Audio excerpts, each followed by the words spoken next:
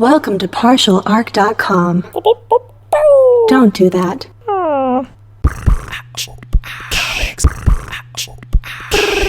I'm here to save the day. I'm here to save the day. Soon I will be invincible. Because comics. Welcome to Because Comics. This is episode 81. I'm your host, Jay Jones, and I'm joined by my co-host, the dethroned Mike Christensen. I will have my kingdom back. Yes. Now, Mike, what were you the ruler of? The Iron Throne. What?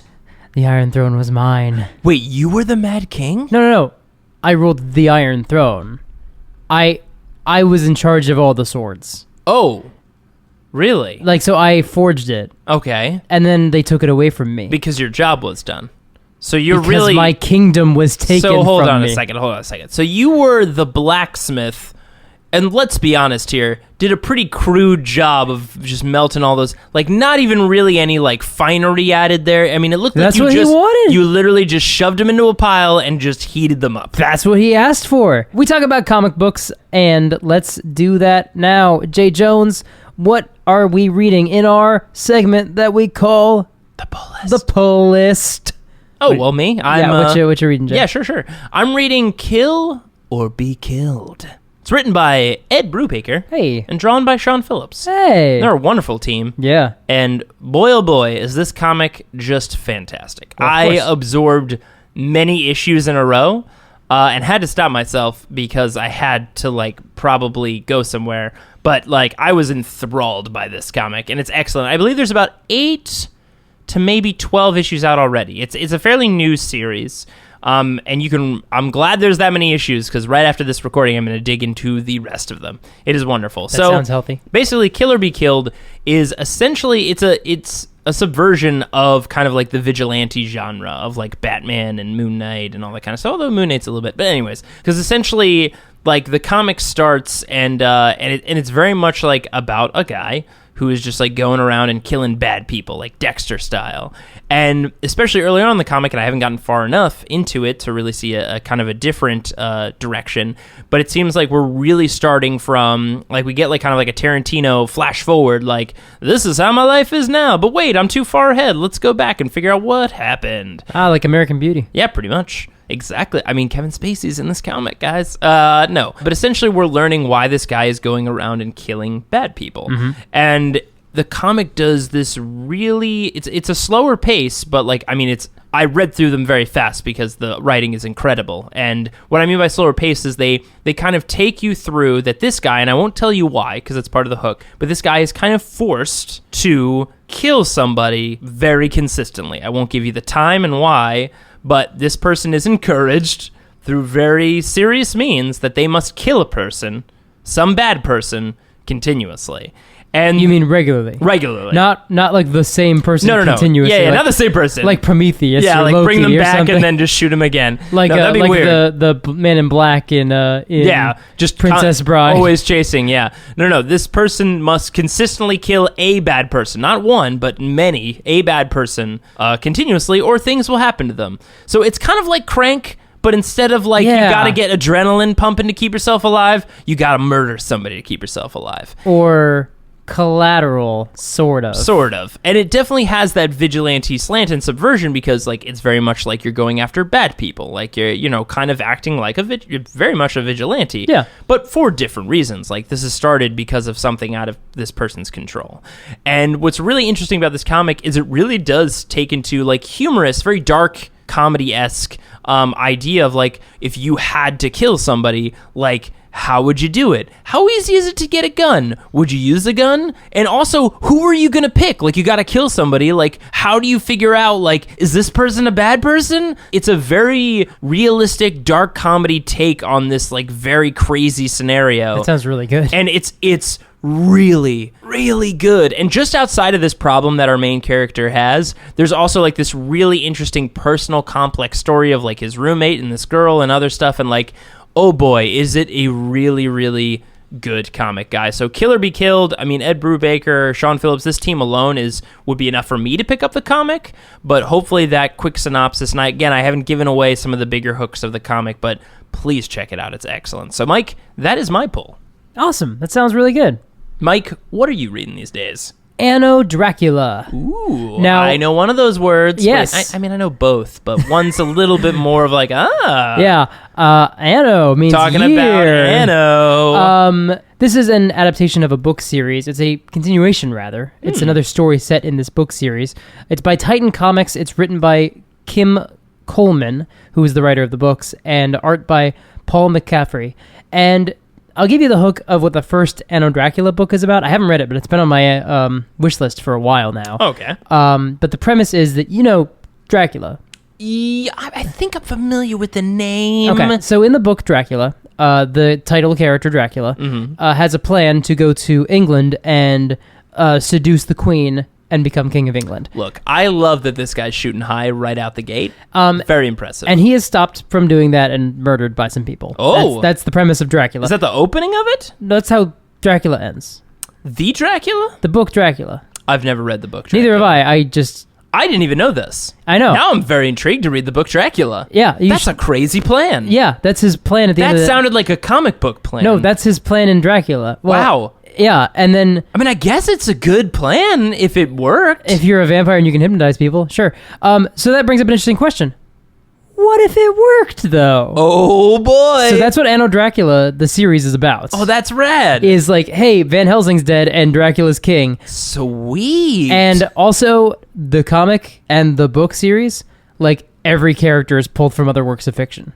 Oh, interesting. So they pull from like other vampire mythos, and like going through the Wikipedia page for the first Anno Dracula book alone is bananas, Bananas, because you scroll through and it's like, okay, so characters in this book include Gwen Stefani, Sherlock Holmes, and Anung Umrana, whoa, aka Hellboy, is in this book. What? I guess, or a version of him that is close enough for legal. Boy. This comic is the subheader is 1895. 7 Days in Mayhem, and it is set 10 years after the rule of Dracula has begun. We're following mostly resistance characters because there's like people who are rebelling against Dracula, but the comic opens with like people from other countries, like the Germans and the French and like a couple of Americans, including somebody named Edison with a weird like mech gun. Not a mech gun, that's not what that is at all. A mech glove. Okay. I'm so good at words these weeks. I mean, look, Mike, sometimes gloves look like guns. It's okay. I'm just all right. drunk all the time. And vampires are pretty common right now in that they are kind of ruling Europe, and there's even, or ruling England rather. They're like the ruling class. And there's even like... I would love that if somebody listening to this right now for half a moment was like, wait, in real life? Like right now? They're so common in England? And one of the people who's like in the beginning in like the resistance is like a German vampire who's gonna help take down Dracula. Really? And that's the thing that's... Are German vampires feeling like English vampires are stealing their thunder a little bit? Is that what's going on here? I mean, I'll just tell you this. A lot of the characters in the beginning of that story do not make it out of that part of the story. Oh, sad. But this brings us to the point of seeing like, oh, vampires versus Dracula. A lot of characters in this book, resistance and otherwise, are vampiric in nature. Interesting. So it seems like whether or not you enjoyed sucking blood from humans in order to survive, you still might not like tyrants who are Draculas. Interesting. And it's that like makes kind it, of like a very like that's a very cool take of like, hey, it's kind of like when you look back to like the story of like the Valkyrie, you know, like during World War II with like the Nazis. And not all of them were bad. Not all were like at that time, like some of them really hated Hitler. And like that's a very interesting take on it. I mean, not that that's the intended take, but it's an interesting way to perceive like, hey, even though vampires recognize that Dracula is a pretty popular dude, we all don't share his opinions on stuff. Yeah. Also, there's a character who's an anthropomorphic walrus in a suit. Okay. Now Mike is showing me the picture. Yeah. Wow. Okay. Well, that's interesting for sure. So that's my pull list. Holy crap! Leaving us in mystery on that one. Wow. Just gonna say, this comic is neat, and I like it, and I think y'all should read it. And I mean, what a great setting. That's very cool. Yeah, I mean, King Dracula is pretty and there's rad. a thing at the end of the first book that basically, or the first comic rather, that lays out where this falls in the timeline of the Anno Dracula series. Because the timeline of those books, it's spread out across the century. Guys, those were our polls, and that was an excellent one. Thank you. And that'll take us into our main segment. Mr. Dethroned Mike Christensen, please kick things off. Thor, If the Stars Be Made of Stone. Thor number 258 and 259, written by Len Wein, art by John Buscema and Tony De Zuniga. And we open on a spaceship. And on this spaceship, there's a guy with a lion head. Whoa, that's a bold way to start a comic. And a guy with a bull's head. Oh. And a guy with like an ant's head, and he's got hold on. Whoa. Crab hands. All right. Hold on a second. I There's a lot of other Animal Kingdom heads before you go to ant head. That's a pretty big jump. Depends. Now hold on a second. Is it ant-sized head, like it's a human No, body, it's a but a really, dude-sized- really tiny dude-sized, little ant head? It's all proportionally accurate. Fair enough. And they're pointing out the window at this Viking longship that's floating through space. And are they like, boy, is that weird? Our sensors have picked up an unidentified vessel. What shall we do with her, Captain? And their captain says, what we always do, Felon. That's the lion guy. Perfect. We capture her. And the captain is a character who we would know from comics, but I don't think we've ever talked about on this show, or at least more than a little bit.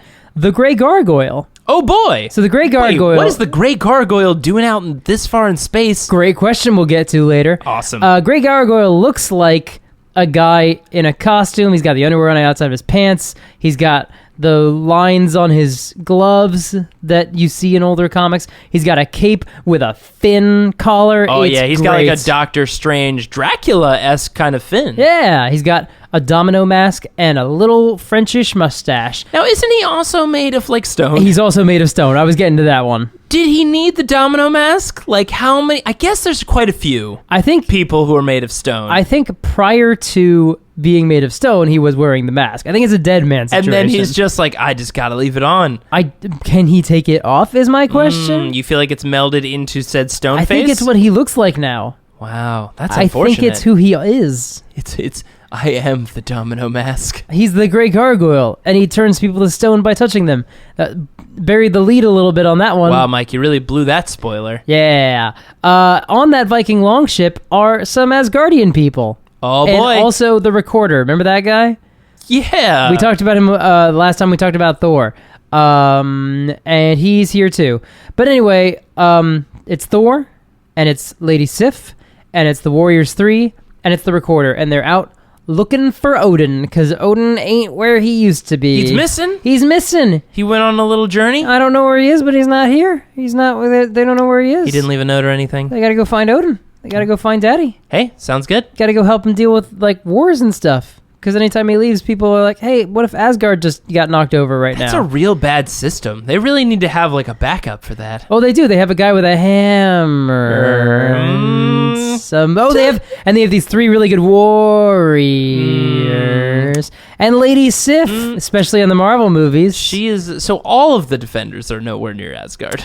Heimdall's. All of them left. Heimdall's at That's Asgard. true. That's true. Well, he's really on the Rainbow Bridge. And Baldur, Thor's best friend, who's not in any of the movies. Is not in any of those movies. But anyway, Hogan the Grim, who's one of the Warriors 3. We should talk about the Warriors 3. Warriors 3 are the best friends of Thor in the movies. And it's Volstagg the Voluminous, however you pronounce that word. Probably whichever one I did was wrong. Probably. Fandral the Dashing, who's just Errol Flynn. And Hogan the Grim.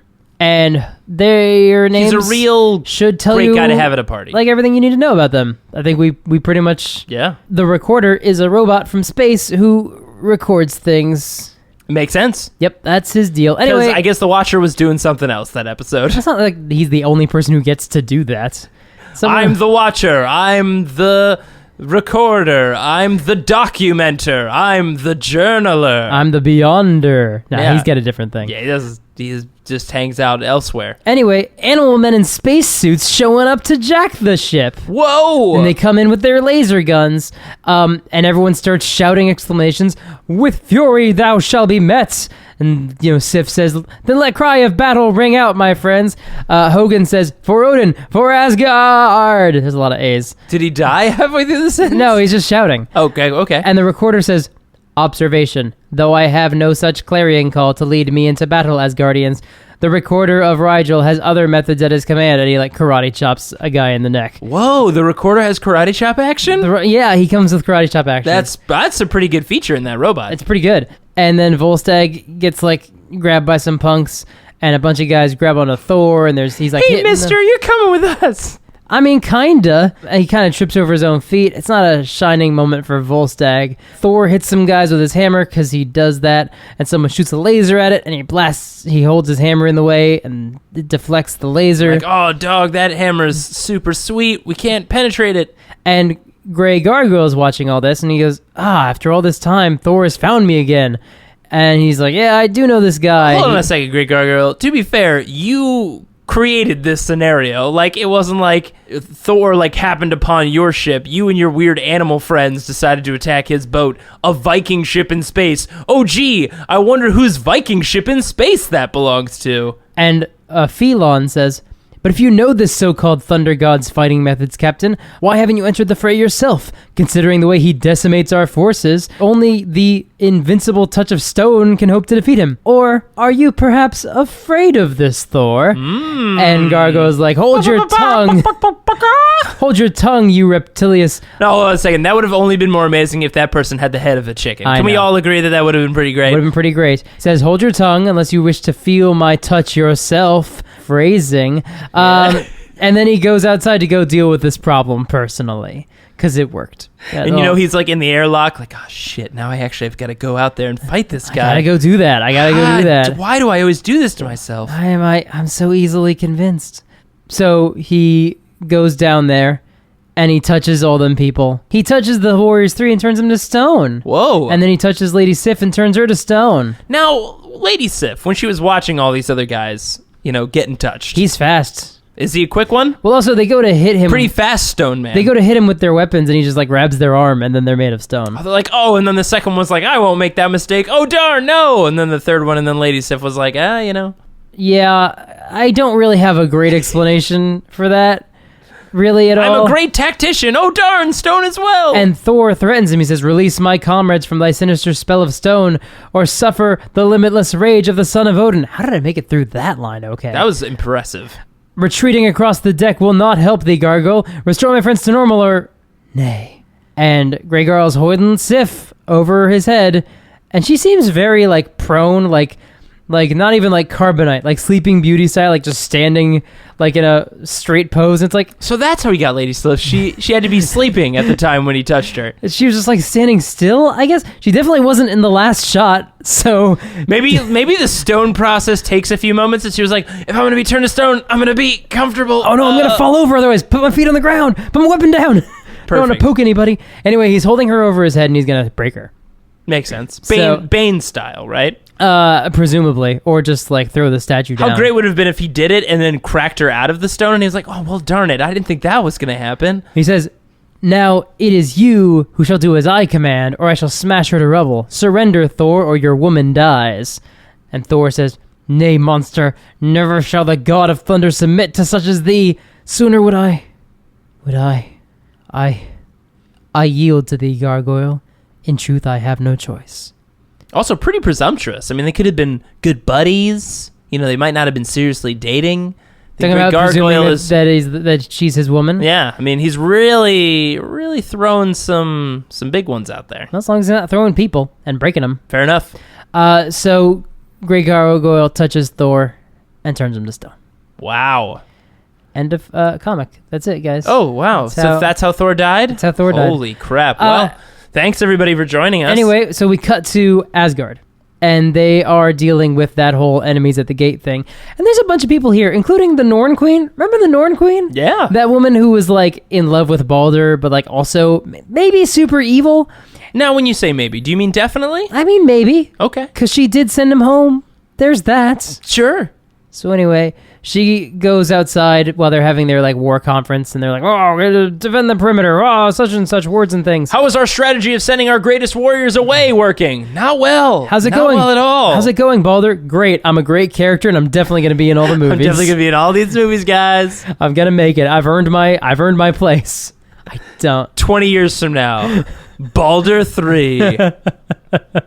Anyway, she goes out on the balcony. She thinks, about, life and stuff. And, oh, hey, there's enemies at the gates, like knocking, like pounding on the gates. Oh, I thought you meant like they were like very politely like, hey, could we come in? I mean, we were going to knock this down, but like if you let us in. Not really. There's like an army. Ooh. And some people pounding on the gates. So Balder runs down and the Northern Queen follows and like no one else. It's just the two of them running down this hall. And it's like, Balder, maybe I get why we don't put you in charge of stuff. Maybe the two of them are there like, you definitely told someone before running down here, right? I thought you told someone. It's like in D&D when like you roll initiative and like 10 rounds into the fight, you're like, where are the guards?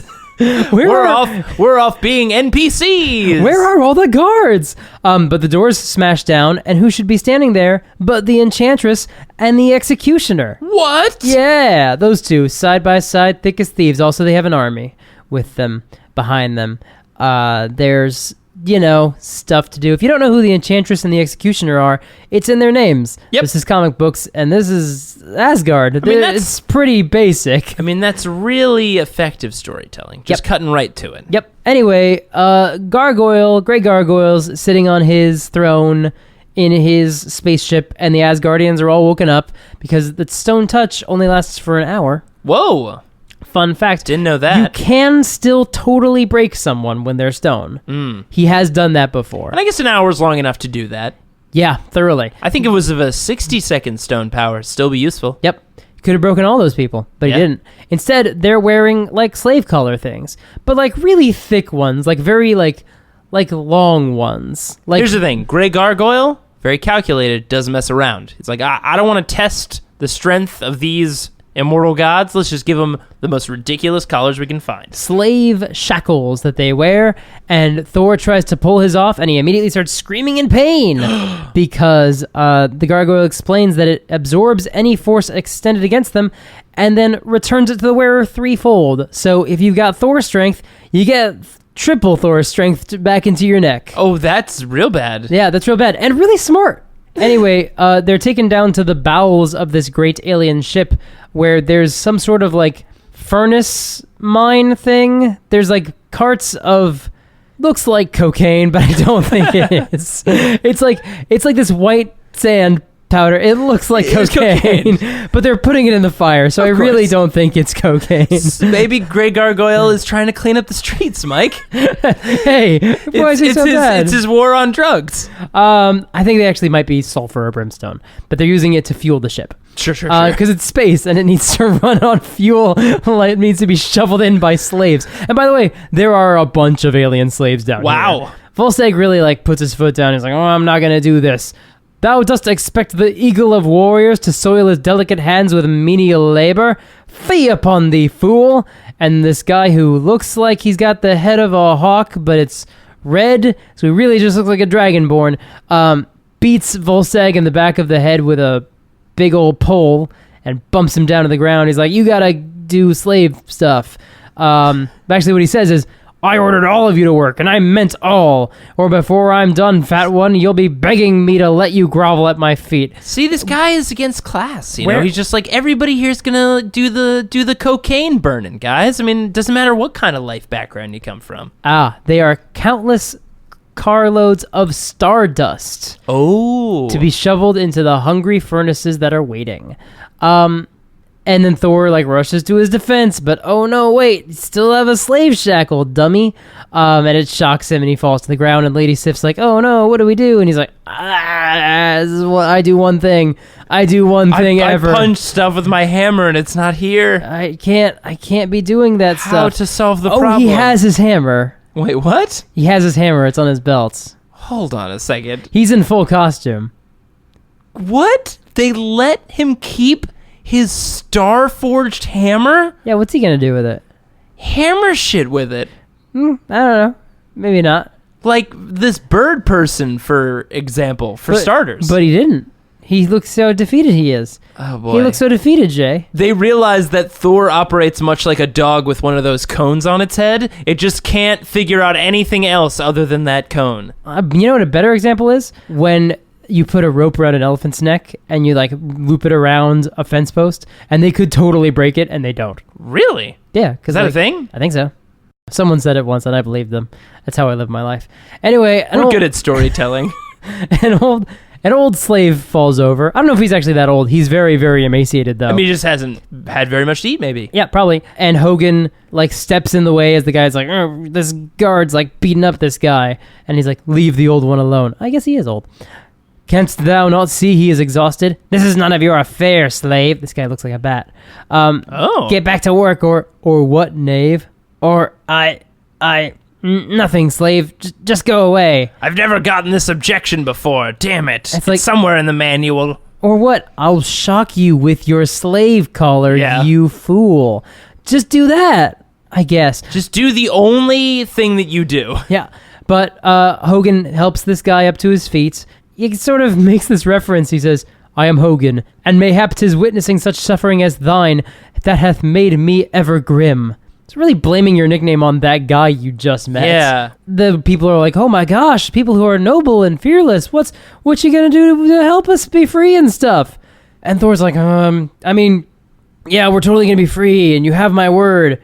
How did you get arrested or captured by the Grey Gargoyle? And they're like, oh, well, we were a peaceful planet of artists, and like this ship showed up, and we were like, hey, what's up? And they were like, war! And we were like, oh no, I guess we're slaves now. I'm paraphrasing. Man, I was really hoping that was an actual just dialogue bubble in this comic. No, we ran a little longer than I thought we would, talking about all my mouth goofs. So I'm going to summarize these 2 pages in that, in Leet speak.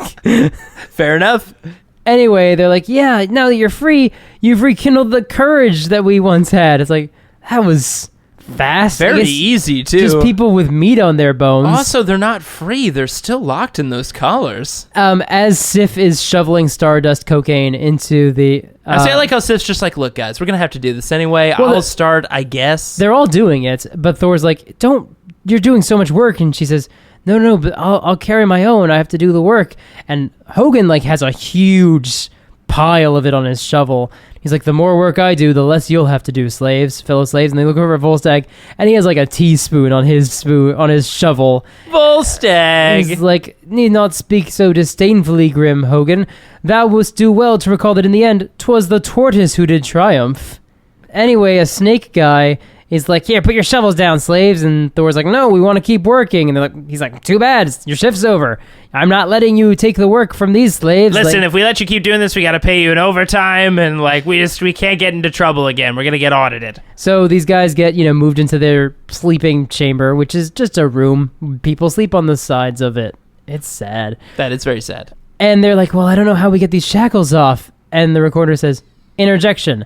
If it is only these shackles that stand in our way, Thunder God, perhaps there is something I can do to resolve your dilemma. Statement. I am a non-cellular thinking machine. Non-cellular? I bet he has cells. Constructed in humanoid form. It is my function to record all that I observe. And in this case, especially, that function has served me well. What meanest thou, recorder? Statement. I have devoted these past hours to carefully studying the construction of these shackles about our necks, in hopes of discovering some way to release us from their terrible power. Click, click, takes it off. Observation. Apparently, I have succeeded in my chosen task. So he's just like, ain't no thing. Takes these shackles off, and then they're like, yay, rebellion, yay, slaves. And the gay gargoyle, he's just so happy. The Grey Gargoyle opens up the door in the wall that no one, I guess, knew was there. Ah, you didn't know there was this door back here. He's so theatrical. Then it is a death that may be very quick in coming, fools. Observation. The Grey Gargoyle has returned unexpectedly. Thanks, recorder. You can keep some of that to yourself. And his is the single power that none of us can hope to withstand. So what happens now is they're like, hey, we're totally going to fight the Grey Gargoyle. And he's like, hey, I need your help. And they're like, okay, so how, what? Is that what the Grey Gargoyle came here to say? Yeah, he says... Neither one of us can pronounce his name correctly. Apparently not. He says, don't you understand? I'm the captain of this ship. I had to do as I did to keep my crew from suspecting. There must be something I can do to convince you of my sincerity. Of course. Stand still for one moment, fat one, and let me touch you. And like, what a great way to start. Yeah. I know. I'll insult you, and then just let me do that thing that you saw me do earlier. That was bad. Methinks that be an honor I would much rather decline. Calm down, Asgardian. It isn't your obese body I wish to turn to stone. Why the fat shaming? Yeah, a lot of it. I guess. But the slave shackle around your neck, so that I can crush it, like this. And he turns the collar to stone, and he breaks it. Very nice of him. I'm going to look something up real quick. I'm going to put a little pause here. Because that mustache That's trying to make me wonder, is the Grey Gargoyle French? Because you know what has to happen if he's French. What has to happen? French accents for the rest of this episode? Just the one, and really not even. Mike, now I'm going to have to add a correction here. You think you're going to keep one consistent French accent for the rest of this episode? His name is Paul St. Pierre. Oh boy. Get everyone, get ready for all of the variations of what a French accent might sound like. He's a French chemist. Here we go. Buzz his slave shackle around your neck, so God. let me crush it like this. Why, I knew all the time, Gargoyle. Volstag's really not coming off super great in this He's not. comic. Anyway, time for Grey Gargoyle to deliver some exposition. Oh, God damn it. He explains that he was fighting Captain America and Spider-Man and had them chained up and then turned to stone and chained up to the side of a rocket ship because he was working with AIM, the Advanced Idea Mechanics, not AOL Instant Messenger, which has always made me smile. Yep. For reasons he does not understand, they were both able to break free of this being made of stone thing before the hour elapsed. So they fought him, and this little chain wrapped around his ankle, and the rocket took off and took him into space. Just shot him into space? That apparently happened in Marvel Team Up number 13, and he just went into space, and he managed to shatter the chain around his ankle, and then he just sort of floated in space for months. Just a long time? Months he floated in space. Only months? That's not that bad. Yeah, not that bad. Definitely wouldn't make you go insane. Oh, it definitely would. And then this spaceship came by, and it's all these animal men. And this guy says, from now on, you're a slave. And he says that he will no longer, he won't serve superiors. So he challenges that guy to prove that he's better than him. To a touching competition. To a fight, to a gladiator-style fight. And the guy couldn't refuse without shaming himself in front of the crew. So they fought, and Grey Gargoyle turned him to stone and smashed him and broke him. And then he took command of the ship. That makes sense. And he explains all of that in his voice. Anyway. That we all missed so much. I'm just saying, there's things he said. He explains that and asks, if the Asgardians get it, basically. If they're following, if they're picking up what he's laying down, as you will. And then he says, he would like them to take him home to Earth. And they're like, yeah, I mean, I guess, if you help us free all these slaves. He's like, yeah, for sure, totally, I'll do that. So they agree. They make an accord, and Grey Gargoyle sneaks back to his cockpit or whatever. But who's waiting in the hallway, watching him unseen? What? Is it the Watcher? That's another guy. No, it's the same. We talked about him earlier. We did. It's Phelon. The lion-headed guy. Yeah. Oh, I will never forget that the lion-headed one is named Phelon. It also sounds like Felon a little bit. Kind of. Cut away to Asgard for a minute, and Balder and the Norn Queen are talking to the Enchantress and the Executioner, and they're all like, hey, Balder and the Norn Queen, you gotta surrender the city to us, or we'll unleash a silent army and wrest it from thee. Interesting. They have an army, and it's silent. I don't know. Maybe they're like the Unsullied.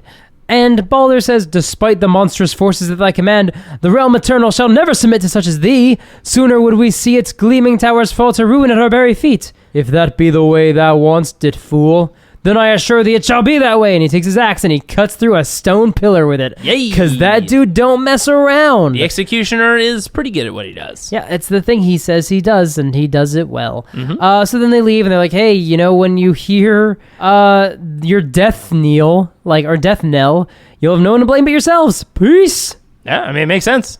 Again, I am paraphrasing. On the cockpit, Grey Gargoyle gives some more orders, in his voice, and he tells them the equivalent of bring the Asgardians before him. And Phelon's like, do you think that's wise, Captain? Well, yeah, I mean, what you doing questioning me, Phelon? I'm just, your word is law, I guess. Remember what happened last time someone questioned me? Yeah. Phelon! Yeah, he does. So the Asgardians come up.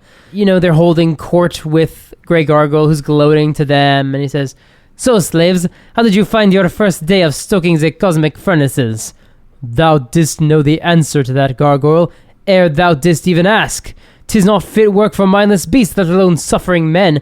That way may be, Guardian, but someone has to keep the furnaces that provide power for the ship stoked with stardust. And you certainly couldn't expect any of us to perform menial labor. I'm so sorry. I'm not that sorry. I'm sorry for all of you. Yet surely there must be some alternative, Gargoyle. Some way that could temper thy needs with mercy. Don't speak to me of mercy, Thunder God. Mercy is a quality invented by the weak to prevent their elimination by the strong. So still, I did not summon you here to discuss abstract philosophy, as Guardian. Rather, I called to inform you that the moment has come at last to strike! And everyone takes off their totally fake slave collars, and they're like, huzzah, into battle! And Phelon's like, yeah, I knew it! Everyone pull out their blasters! And it's like, oh shoot, everyone has blasters. And everyone's gonna die! They were ready for this. And Phelon says, yeah, I knew this was coming, like, the whole time. And they're about to get in, like, a whole big fight, and then wham! Someone gets hit in the back of the head with a shovel because all the slaves are rising up as well. Oh boy, it's a double twist! So Triple twist? Everybody's fighting in the ship. It's a fight time. Big old scuffle? Yep. Everyone's doing hero stuff except for Grey Gargoyle, who goes off and slips away. And you know who notices him leaving? Phelon? It is Phelon. Of course. Chases after him. Phelon follows him into the cargo shuttle bay, wherever. Sees Grey Gargoyle about to get into a shuttle. And he's like, hey, I'm going to shoot you now. Really don't, why call it out? No idea why I gave you a heads up about it. I guess I could have shot you and you would have gotten the gist of it. He says, now turn around slowly, Gargoyle, and die. Phelon. So the moment you have been waiting for has arrived. Well, when you say it like that, sure. I knew our final confrontation was inevitable. But your victory will not be an easy one, animal, so long as my very touch can still turn your weapon to stone. And he turns the gun to stone. Phelon's like, I've seen this happen like literally thousands of times. I do not need a weapon to finish you, Gargoyle. My alien race was bred for its sheer savagery. So many questions. Whoa, real dark there. And in the end, instinct will always prevail. But also, I'm going to run over and grab all these guns on the wall. Which he totally... Wait, what?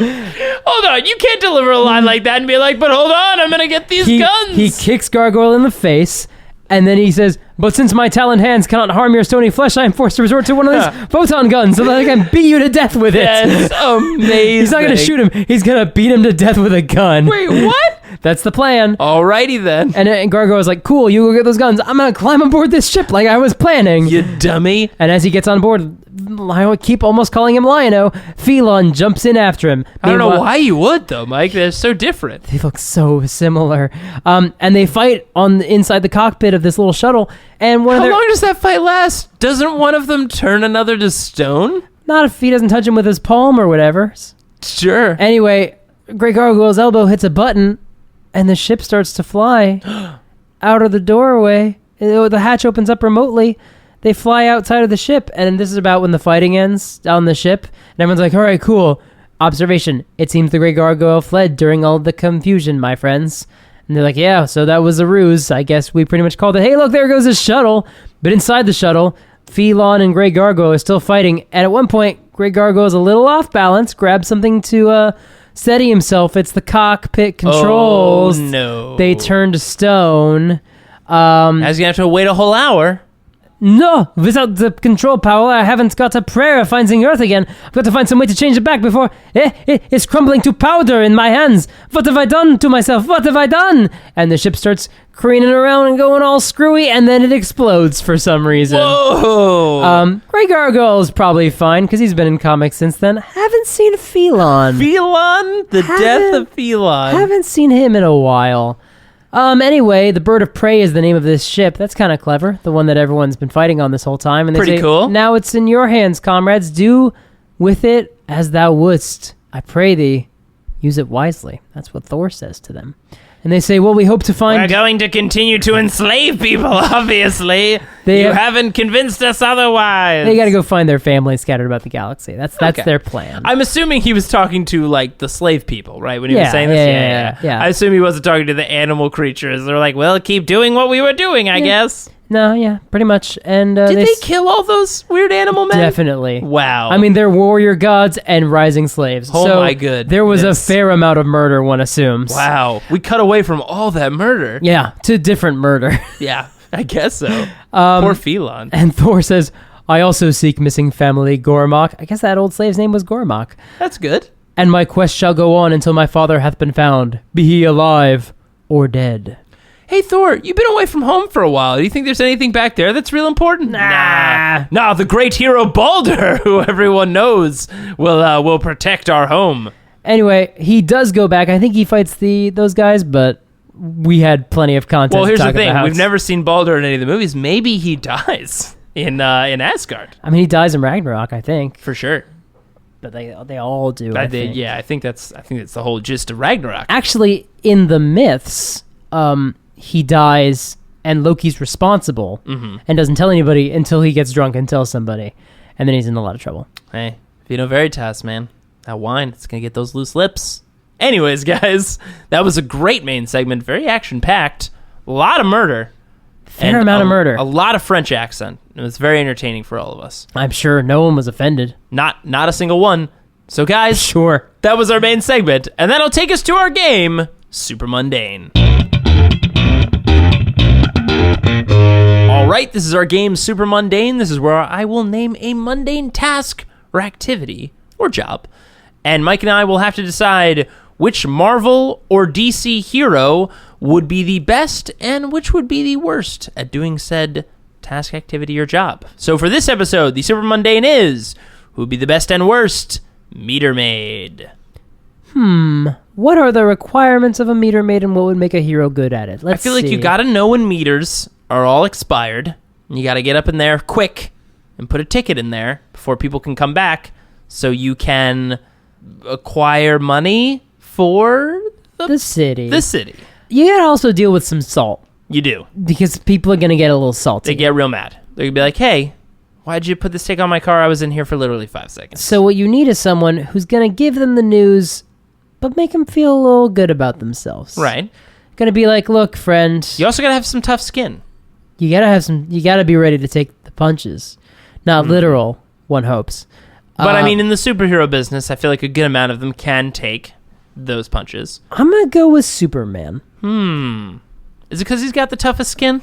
I mean, he can handle what comes at him, both words and fisticuffs. But also, he's gonna tell you in a way that it'll be cool. Now, hold on a second. I'm gonna disagree because I feel like a lot of the time Superman gives facts. They're always like very like matter of fact, like flying is always still the safest way to travel. And like if somebody is like, and remember, this ticket for $200 will help pay for a swing set. And you'll be like, dude, this doesn't make me feel better. That's fair. That's a Like, really fair point. He kind of delivers it in like too much of like I'm just a Boy Scout. Well, it depends on your interpretation of Superman. If you're thinking of like All-Star Superman, who's the greatest. Yeah. You know what I mean? You're much stronger than you know, Regan. Like that is he can do a nice job with it. Yeah, I guess he could deliver he cares like about people. He could deliver one like he'd be like, listen, do you see over there? Come with me for a moment. And he flies you over. He's like, see this swing set? This was old and rusty about a week ago, but your tickets, they paid for this swing set. And that Barbara right there, little kid just swinging on the swing, she gets to enjoy a nice afternoon. Now listen, you can get all upset about the meter, and I understand. But, I mean, these things are here for a reason, and Barbara thanks you. And the guy's just like crying. And the man asks, how do you know her name? It's like, I know everything. I know everyone in this city. I have x-ray vision and super hearing. Also, No I one gave can her keep mom a ticket about a week ago. None of you can keep secrets from me. Also, set an alarm on your phone when the meter comes out. Yeah. Just like 5 minutes ahead of time. I mean, me personally as Superman, I put like an extra half an hour on there. You never know. You never know what you're going to do I in put that the store. max time in there because then someone else comes in. They don't have to worry about as much time. And also that max time again, paying for swing sets. Just do it, man. It's smart. How are you constantly having expired meters? I've seen you 3 times this year, man. It's April. real irresponsible. Like at a certain point, this is definitely your fault. That's the thing about being a meter maid is like, that is, when you're dealing with parking things, it really does fall on the people doing it. Yeah. Like, But man, it's also, but I thought I could park in this illegal red zone. But it's also, you can't. It's an illegal red zone. No. That's not a meter maid's job. Meter maids I guess only that's parking. deal with They parking just meters. deal with meters, and they couldn't be more straightforward. This is how much time is remaining. But also, the problem with that is that the only blame is on the meter maid at that point because you're the one who got caught. Yeah. So, or the other one who catch you. Yeah, it is an interesting occupation. We're kind of stepping away from the comic part of it, but it is weird that we just blame this on a meter maid when, like, clearly you are 100% at fault. Yeah, pretty much. Like, there is no other way to explain it. Unless the machine is broken or you were in some way inconvenienced to such a degree that you're not able to go feed the meter, which is fair, but, like, it's super easy. Like I, at work, have had people come up to me like, hey, I'm still in this meeting. Can you go make sure that my meter's fed if I'm not out within the next 10 minutes? And it's like, yeah, I can totally do that because, like, I don't want you to get a ticket. Yeah. And that's totally reasonable. So, but still, Superman. Because here's the thing, is like, if it's like, oh, well, of course you got caught. Superman's the meter maid. Like, you can't keep secrets from Superman. Yeah, he's got Superman. Like, supervision. He'll hear as soon as that, like, ding, like, he'll be immediately next to it. Oh, my God, it'll be like Judy in Zootopia. Zootopia, where she's, like, hopping from thing to thing to thing. Yeah, he's so fast, like, he'll get that done immediately. Yeah. So, yeah, I think he's the best. Mm-hmm. So who's going to be our worst meter maid? Who's the opposite of Superman? Punisher. That's so horrifying.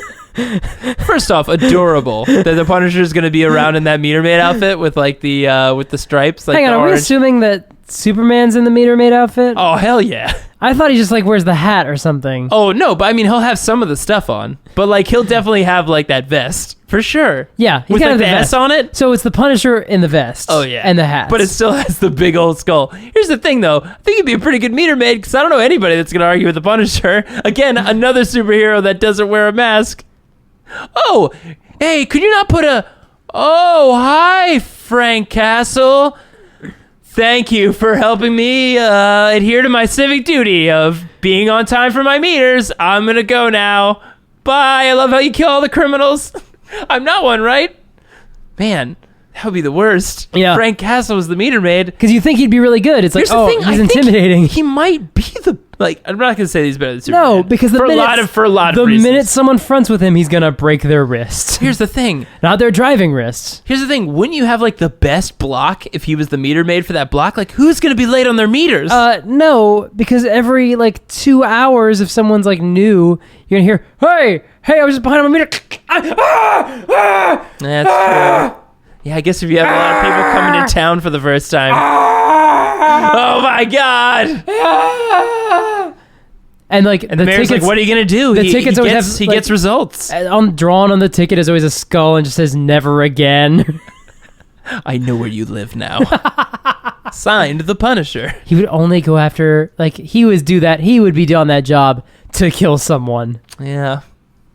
I don't know how, but somehow that's a part of a ploy to kill someone. Again, we are hireable. We will write that story. I'll write a story about the Punisher being a meter maid for about a week to take down, like, a kingpin informant. Yeah.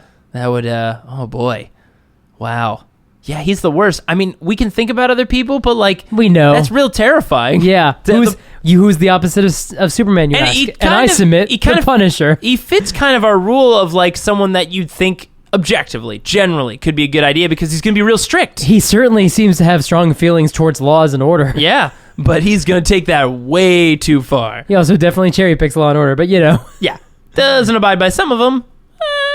He seems to feel he's exempt from them. Yeah, pretty much. I guess that's closer to it. Also, he'd have all this cool meter maid tech, I guess. I don't know. He always kind of has, like, weird technology he uses. I don't know. Doesn't matter. The Punisher and Superman, 2 great picks. One real bad, one pretty great for meter maid. But guys, that was episode 81 of Because Comics. We're still doing the show, and it's cool. We'll be posting a new episode every other week. If you'd like to download more episodes or check out other similar podcasts, head over to partialarc.com. Of course, you can email us any questions at becausecomics@gmail.com or follow us on Twitter, Instagram, Facebook, and Tumblr, all at Partial Arc. And be sure to check out more content from our comic boy wonder, Mike Christensen, at partialarc.com, where he writes articles every Tuesday and Thursday. Very few French accents in the articles. Very few. Not zero. Yeah. But few. We can't make that claim. Now, thanks for listening. And remember, you're the man now, dog. Thank you. I've been waiting for someone to say that for so long. I remember Finding Forrester, Yeah, even I if know. no one else does. If anyone's wondering, did Sean Connery say that line? He definitely did. Because comics.